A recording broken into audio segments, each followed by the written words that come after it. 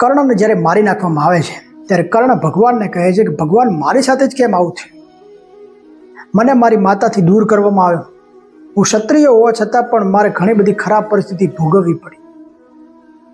મને પરશુરામ દ્વારા શ્રાપ મળ્યો. ત્યારે ભગવાન શ્રી કૃષ્ણ કહે છે કે મારો તો જન્મ જ જેલમાં થયો છે. મારે પણ મારા માતા પિતાનો તિરસ્કાર કરવો પડ્યો હતો. મામા કંસ દ્વારા ડગલે ને પગલે મને મારી નાખવા માટે રાક્ષસો મોકલવામાં આવતા. મારી પણ ઘણી બધી જવાબદારી હતી. અને છેલ્લે તો આપણે એ પણ જાણીએ છીએ કે ભગવાનને પણ શ્રાપ મળ્યો હતો.